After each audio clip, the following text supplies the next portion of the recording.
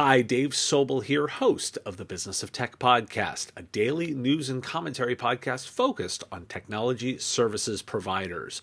With this week, we've had quite the story with the SolarWinds hack, and I wanted to summarize what we've reported on in the podcast, as well as give you some of my perspectives so far from this week. I want to thank my sponsors, BVoIP, Calyptix, Gazinta, PCmatic, Small Biz Thoughts, and Third Tier for their sponsorship of the Business of Tech podcast. So let's recap the story as it unfolded this week.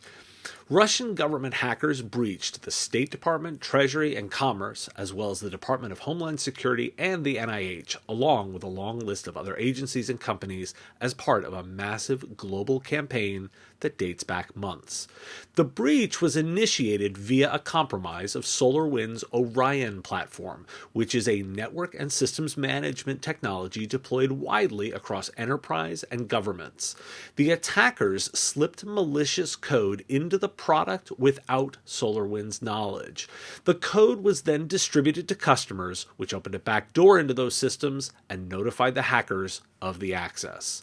The Cybersecurity and Infrastructure Security Agency has issued a directive advising federal civilian agencies to, quote, review their networks for indicators of compromise and disconnect or power down SolarWinds Orion product immediately.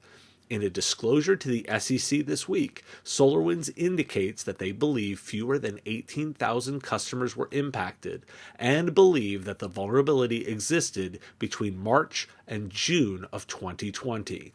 Microsoft has been heavily involved in the investigation and reporting on this story, and this week reported its own systems had the compromised code, but reported no access to production services or customer data. Microsoft President Brad Smith offered insights that of the 18,000 organizations that downloaded the compromised software, possibly as few as 0.2% had the second stage payload installed, and of the 40 or so chosen, 80% were in the US, and they released a heat map indicating and showing the customers impacted. Microsoft also moved to block versions of the SolarWinds Orion platform that contain the compromised code, versions 2019.4 through 2022.1, released between March 2020 and June 2020. In most cases, the malware is present yet dormant. Microsoft has also intervened to seize the domain used for command and control, and is using a technique called sinkholing, where data is captured from the beacons on all systems to help identify those compromised.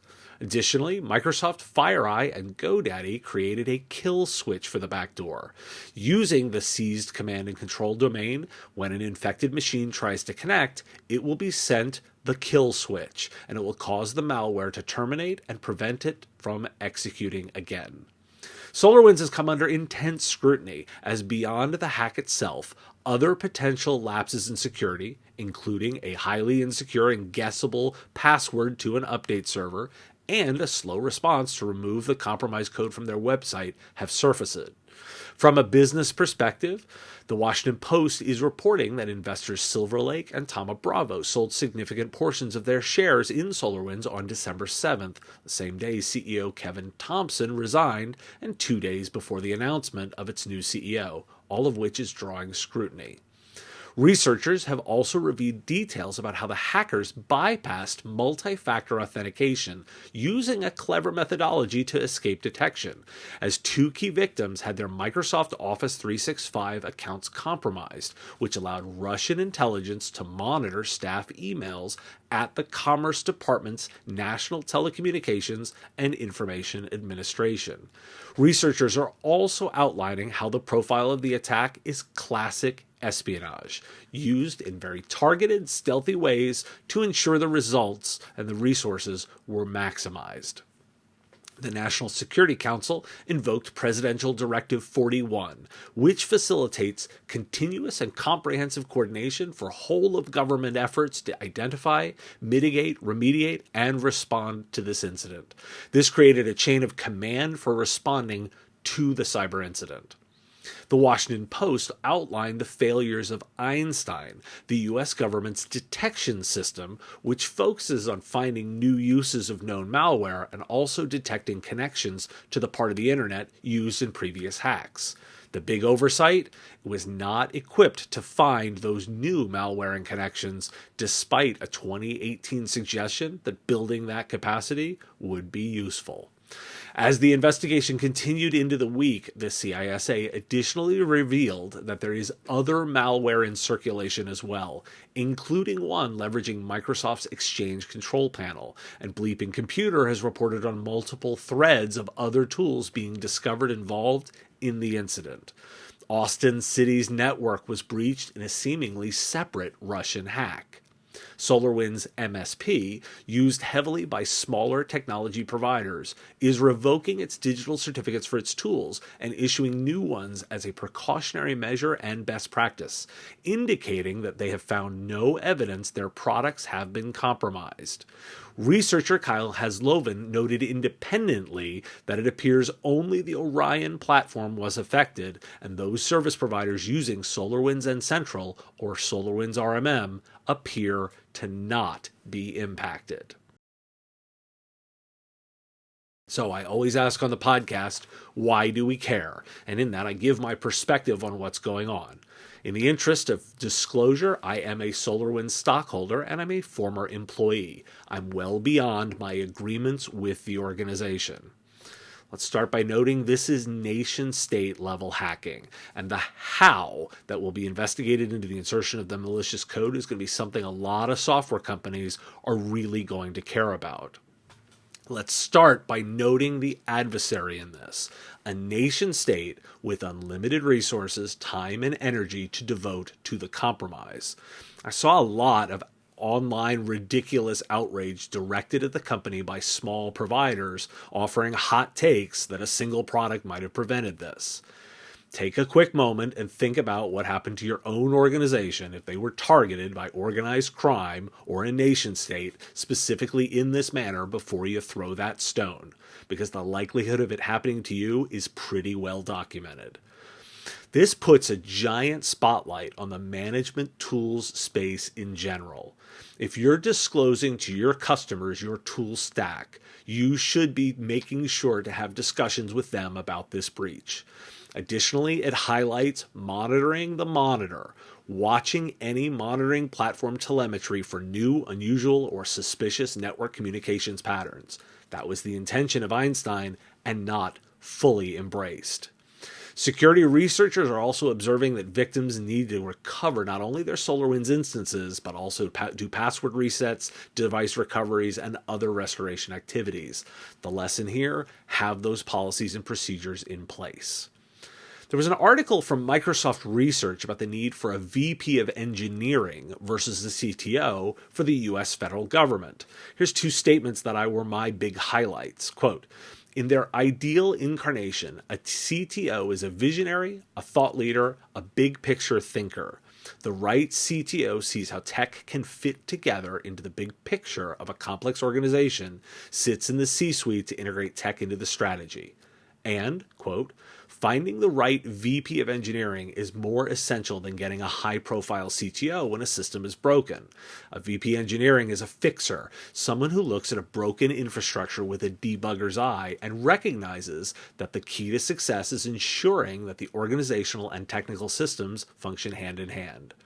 And then another article from FCW, which advocates minimum standards for software and likens the approach to that of the NTSB for transportation. In the wake of the Enron debacle, Congress passed Sarbanes-Oxley, which, among other things, required the CEOs of companies to ensure that when they signed their annual financial statements, they promised they were accurate under penalty of the law. This is the kind of regulation that should be required of software developers: mandated best practices around security, followed by guarantees with penalties for fraud. That's the big picture that I'm thinking about on this as the incident unfolds, that we should be mining for knowledge and education. Think about that distinction between CTO and VP of engineering, which really stuck with me as it applies to service providers. Oftentimes, we lay out the value of a virtual CIO or virtual CTO for a small company, but the VP of engineering role is as important. In small companies, this is likely played by one person, but there's likely some real value in being more distinct about it. Think about the traditional service manager role being expanded to VP of engineering for customers, and the larger strategy pieces remaining with the CTO. Having both as well-defined strong offerings actually changes the value considerably upward. There's a clear theme here too, and it's going to be government oversight. It may be slow, but there will be more actions to come on this.